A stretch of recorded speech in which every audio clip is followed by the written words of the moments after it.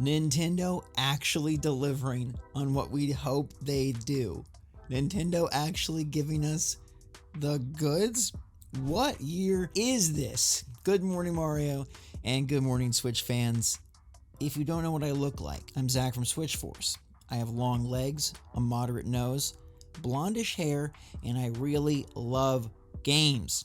And so today we're talking all about Nintendo following through, as well as some delays and a few other things we need to tidy up. But let's just hit it hard from the get-go. Nintendo. What are they chronically known for? Under-delivering and then building expectations unintentionally and then dropping the ball. Their floor is bouncy because they drop that ball and then they pick it right back up and they drop it again. And I still will say, where the heck is GoldenEye? For N64, they said coming soon. It's now December 23rd. We have no GoldenEye. But what we do have is the House of Indies. And by golly, I hope we have the House of Indies every single year because this has added so much excitement to this week. Like, as if this time of year needs more excitement. I think it does. Nobody's announcing video games on December freaking 23rd, but Nintendo is. They did 5 days, and they finished it off with what we hoped they'd finish it off with. Like, they actually did it. Silk Song is still TBD, the Hollow Knight still rings hollow, but Sports Story is out today. $15 on the eShop right now. Go download it. This game has been one of the sort of ephemeral, mystic indies for Nintendo. Announced, changed, delayed, missing, back, here. Sports Story is out today with the promised December launch date, 12/23, about as perfect as it can be. $15, and you can play BMX, volleyball, cricket, golf, tennis, soccer, and more. I'm really excited to dive in. I'll give you guys my impressions, but kudos to Nintendo. They did what they were supposed to do, and I know that doesn't sound like a lot, but sometimes it is a lot for the big end. Sometimes they really struggle to hit the home run when it's a softball pitch down the middle.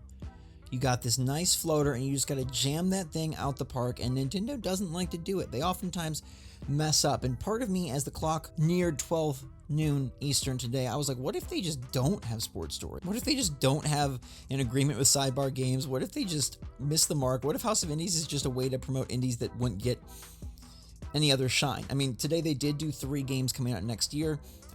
Undying, Dust and Neon, which at first I thought Dust and Neon was the new 3D SteamWorld, and I got all hot and googly for a minute, but it's actually a twin-stick roguelite shooter. Surprise! But it is in the Wild West. It does look pretty good. It's coming early 2023. Back to Undying. You're infected by a zombie bite with your son, and you're trying to survive a zombie world. That's spring 2023. And then Sea of Stars got a little bit of shine. That's summer 2023. But I know that this is an RPG that people are very excited for, and it does look beautiful, and it does have a lot going for it. But the best thing is that Nintendo delivered a really fun week. They did something awesome, and I feel like so often we're conditioned to believe that it won't live up to expectations. This one exceeded expectations. We didn't even know about this event, and it gives me big hope for 2023, because I really do believe that 2023 will be the Nintendo Switch's best year.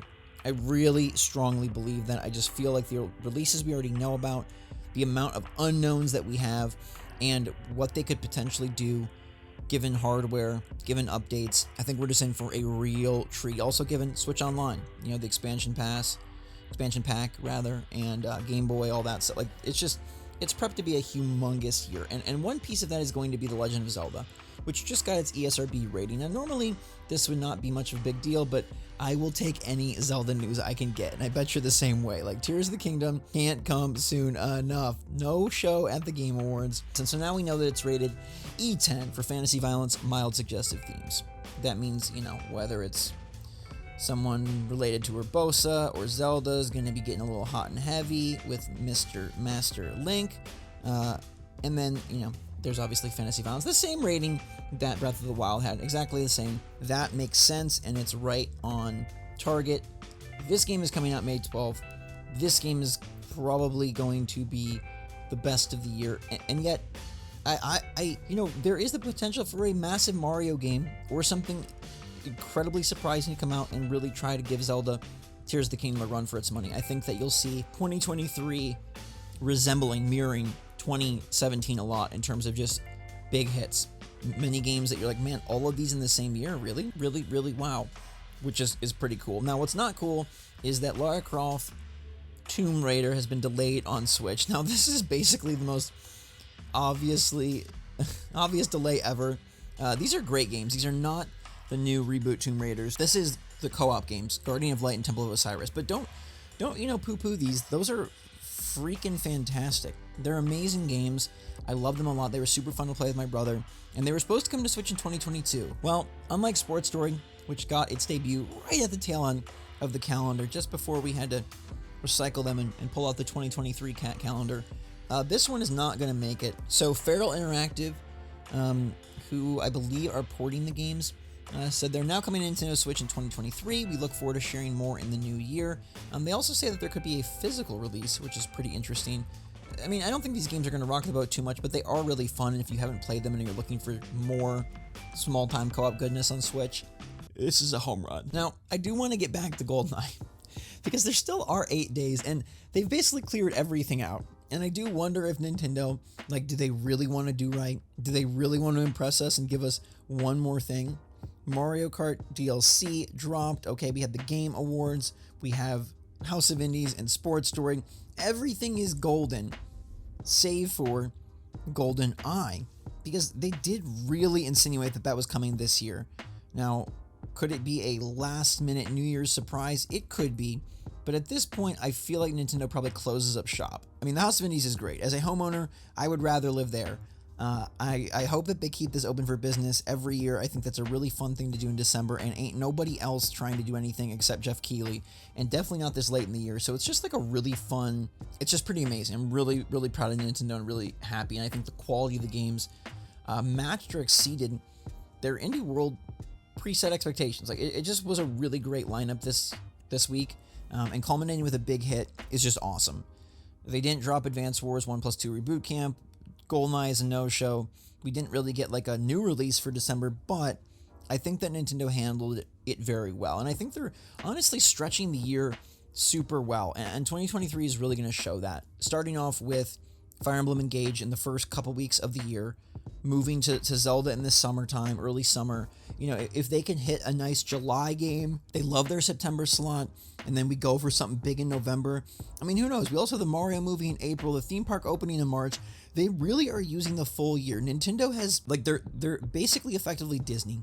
They have something massive coming all the time. They have enough IP now, enough different avenues to explore these IP, and they've really just done such a good job. I find myself very impressed with Nintendo, and I know they make mistakes, and I know they still do some dumb things, but this House of Indies really wraps the year up on a high note, okay? And I think the Mario movie and how strong that has looked really gives a lot of faith for their future endeavors. The theme park is coming on track and soon, and I just really, really am excited that Sports Story was the Shadow Drop finale, and that they did deliver. They do care. They did, it's not a promise per se, but they kept what they knew was expected, and they did it. Now, if we're to believe Nate Drake, and Hollow Knight is also releasing in January or February, early 2023, again, this is just going to be a killer winter, I think. A really, really strong winter, and they still have so much in the tank. The Metroid Prime Remaster, eventually Metroid Prime 4, a Donkey Kong game I think is absolutely due next year. We still have 3 waves of Mario Kart, and who knows what else, alongside Octo 2 and the Kirby remake and all sorts of other games. I mean, we're getting something Mario. It's really impressive. And I'll wrap this GMM up with a little recommendation for The White Lotus Season 2. I'm not really a binge-heavy person, but I did watch the last 3 episodes in a row because I just wanted to see what happened. The show is full of debauchery and despicable people, and I'm not advocating for it as something you should watch to model your life after or to have good feelings, but it's just an engaging show. Watching people and just the ways their minds unravel and the ways their behavior just slips beneath the surface. Ugh, it's disgusting, it's engaging, it's interesting, and I thought this one really wrapped up kind of amazingly.